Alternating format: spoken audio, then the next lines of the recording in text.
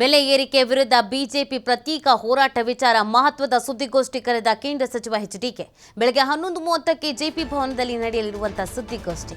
ಪ್ರತ್ಯೇಕ ಹೋರಾಟದಿಂದ ಜೆಡಿಎಸ್ ನಾಯಕರ ಅಸಮಾಧಾನದ ಹಿನ್ನೆಲೆಯಲ್ಲಿ ಬಿಜೆಪಿ ನಡೆ ಕುರಿತು ಎಚ್.ಡಿ.ಕೆ. ಸ್ಪಷ್ಟನೆ ನೀಡುವಂತಹ ಸಾಧ್ಯತೆ ಇದೆ. ಈಗಾಗಲೇ ಬಿಜೆಪಿ ಮತ್ತು ಜೆಡಿಎಸ್ ಮೈತ್ರಿ ಆಗಿದ್ರೂ ಕೂಡ ಅದ್ಯಾಕೋ ಗೊತ್ತಿಲ್ಲ, ಹೊಂದಾಣಿಕೆಯ ಸಮಸ್ಯೆ ಗೆದ್ದು ಕಾಣಿಸ್ತಾ ಇದೆ ಅಂತ ಹೇಳಲಾಗ್ತಾ ಇದೆ. ಕೆಲವೊಂದು ವಿಚಾರದಲ್ಲಿ ಹೋರಾಟ, ಪ್ರತಿಭಟನೆ, ನಿಲುವು ಈ ವಿಚಾರಗಳಲ್ಲಿ ಒಂದಕ್ಕೊಂದು ತಾಳೆ ಆಗ್ತಾ ಇಲ್ಲ.